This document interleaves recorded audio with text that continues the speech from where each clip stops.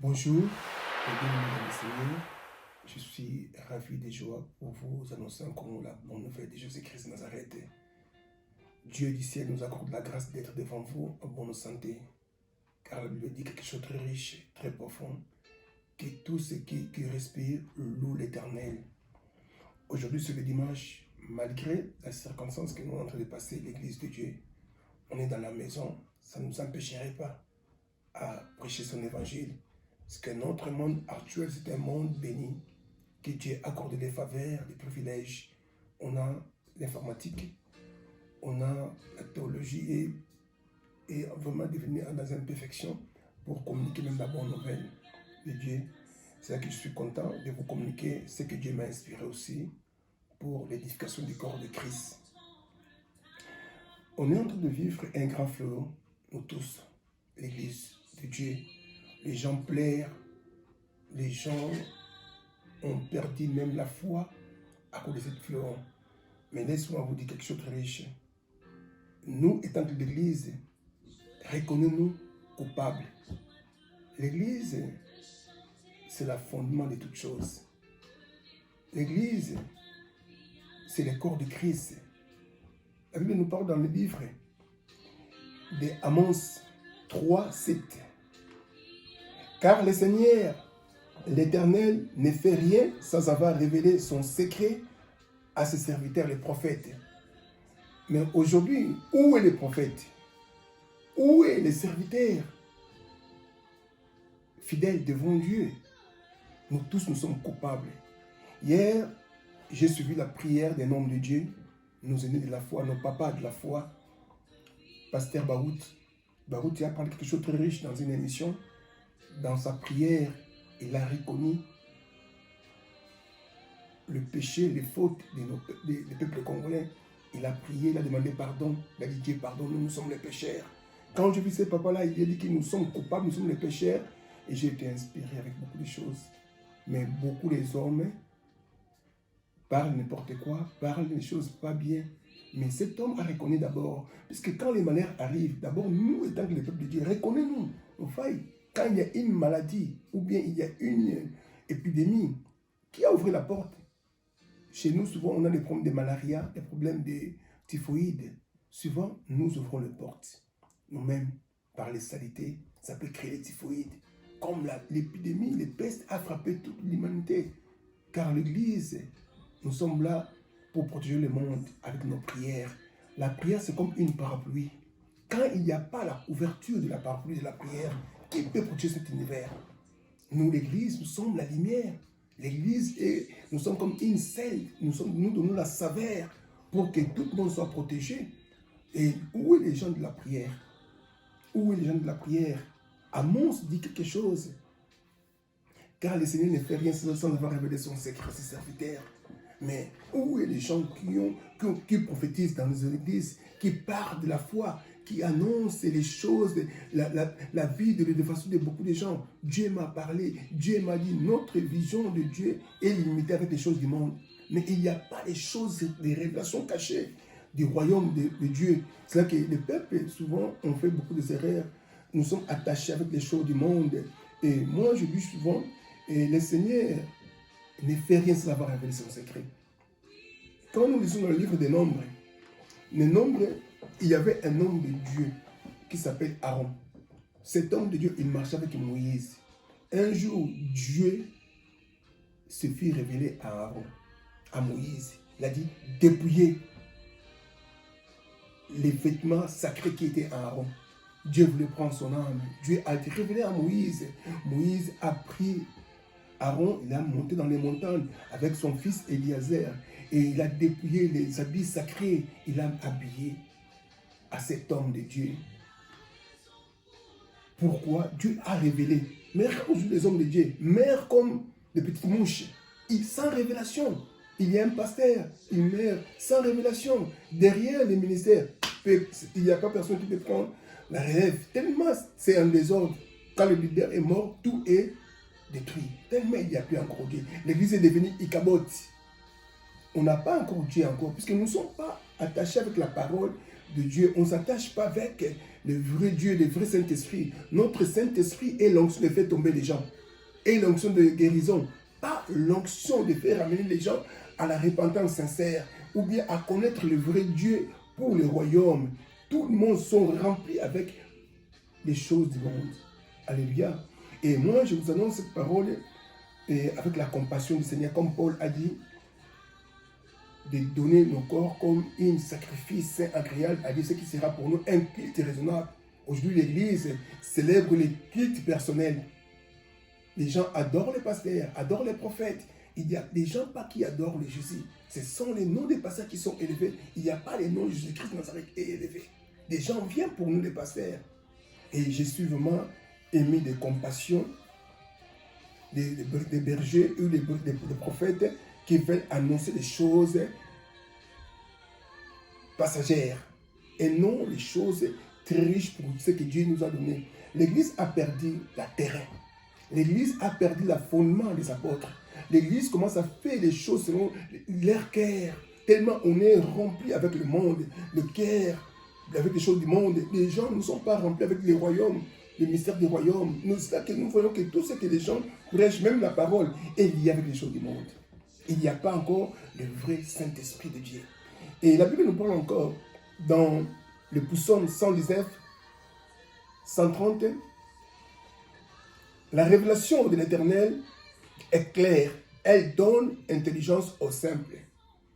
Est-ce qu'on n'a pas les simples, les gens qui sont simples devant Dieu? Puisque la révélation de Dieu donne l'intelligence aux simples. Si nous sommes simples, les gens qui sont humbles devant la parole du Seigneur, les gens qui veillent dans la parole du Seigneur, les gens qui écoutent aussi, les gens qui comprennent le rôle du Saint-Esprit, Dieu parle, mais l'homme ne prenne pas garde.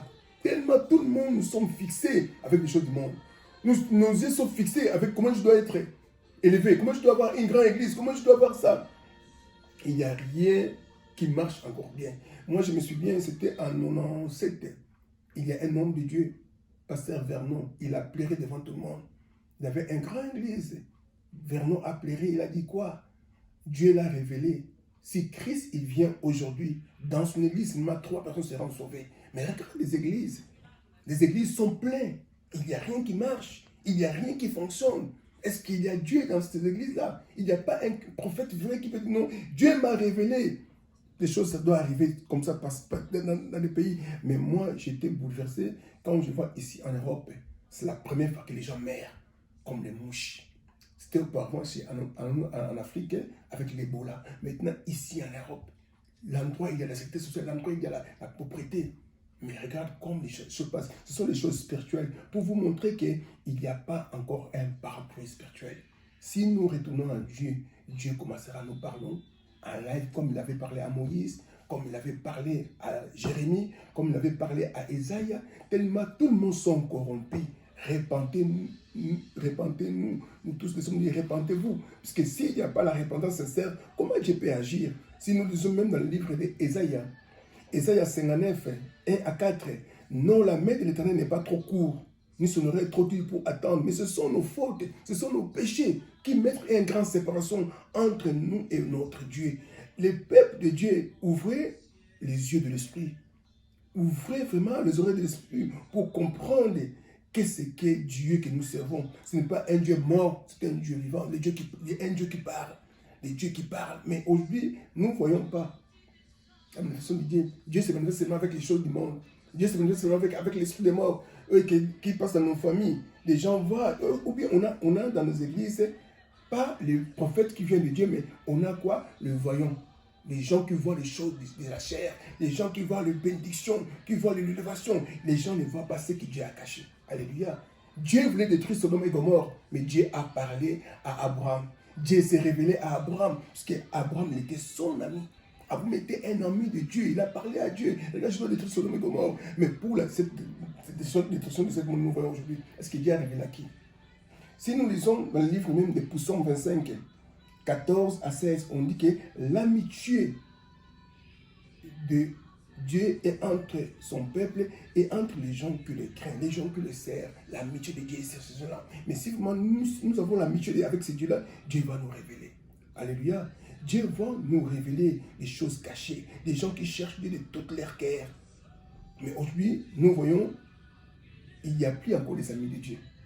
Il y a des gens qui serrent leur ventre, des gens qui serrent leur Dieu. Moi, j'étais étonné quand je vois des hommes de Dieu sont basés toujours avec l'offrande, la dîme. Oh, comme il n'y a pas la quitte, on va mettre. Regarde les gens, est-ce qu'il y a le souci de retourner d'abord voir que vous avez déjà amassé beaucoup de dîmes? Aucun pasteur a songé, est-ce qu'on peut créer une organisation pour aider les pauvres au Congo? Regarde les gens qui souffrent dans vos pays. Vous demandez toujours, demandez l'offrande. Est-ce que qui a créé même les réseaux pour aider les gens qui n'ont pas de travail, qui n'ont pas de moyens? Est-ce qu'il y a vraiment l'amour véritable dans nos églises? Il y a vraiment l'amour qui vient du Seigneur. Si nous lisons même dans le livre des Colossiens, des Corinthiens 13:5, examinez-vous vous-même pour savoir si vous êtes dans la foi. Éprouvez-vous vous-même. Est-ce que même les gens qui annoncent les gens de la foi, donnez, il n'arrive même pas à donner elle-même. Vous avez le Jeep, vends ton Jeep, aidez les pauvres même, vends ton bien, aidez les gens qui souffrent, mais rien. Tout le monde, vous êtes focalisé, donnez-moi l'argent, bénis-moi la dîme. C'est ça, c'est que ça passe dans nos églises. Frères et sœurs, repentez-vous. Il y a beaucoup de prophètes, il y a beaucoup de hommes de Dieu qui veulent toujours prêcher pour l'argent, qui veulent toujours prêcher pour la bénédiction matérielle, mais ils avaient oublié, il y a un flot qui va frapper l'humanité. Souvenez-vous de ce qui était passé au temps de Moïse. Les peuples, ils avaient l'envie de l'Égypte. Le peuple, il était toujours envie de l'Égypte. Si vous lisez dans le livre des Nombres 21, vous allez voir comment Dieu a envoyé les serpents. Nombre 21, 4 à 9, Dieu a envoyé le serpent pour mordre les gens. C'était à cause où les gens ils aimaient beaucoup l'Égypte. L'église actuelle aime beaucoup le monde. L'église aime beaucoup les choses du monde. Les gens, Dieu voulait créer un peuple pour aller dans l'enlèvement, dans la terre promise qu'il a promis pour nous tous, l'église. Mais nous, les peuples de Dieu, notre cœur est toujours dans l'Égypte. C'est là que Dieu avait envoyé les serpents pour mordre. Mais quand les gens ont fixé leurs yeux vers les serpents des reins, qui était la préfiguration de Jésus-Christ, nous avons été les gens qui étaient guéris. Si nous voulons vraiment que les mains de Dieu soient sur nous, retournons-nous vers le Seigneur. Regardez ce que Dieu a fait sur la croix. Repentez-vous sincèrement. Regardez ce qui se passe dans le monde. Est-ce que qui savait que les gens seront morts même à Italie comme ça? Qui savait? Qui avait même cette vision-là? Personne. Laissons vous parler qu'on n'a pas Dieu maintenant.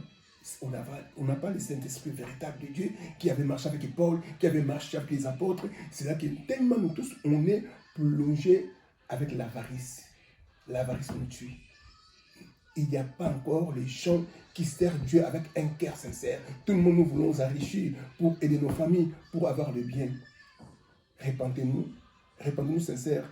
C'est là que je vais faire la prière et que nous tous, nous allons fixer des regards vers le Seigneur. Car le Seigneur, Dieu, son amour est pour les gens qui reconnaissent leurs failles, leurs défaillances. Là, Dieu répand sa grâce. La Bible nous parle que si mon peuple sur qui s'humilie, cherche ma face, je pardonnerai et je guérirai leur pays. Mais si vous détournez par les mauvaises voies, Dieu du ciel nous accorde la grâce. Dieu vous bénisse. Dans le nom glorieux de notre Seigneur Jésus-Christ, j'ai fait ma prière. Père céleste, il n'y a que toi seul, Dieu, notre Dieu. Tu connais nos faiblesses. Pardonne-nous, ton Église. Pardonne tes serviteurs. Pardonne tous les gens qui étaient plongés vers l'avarice.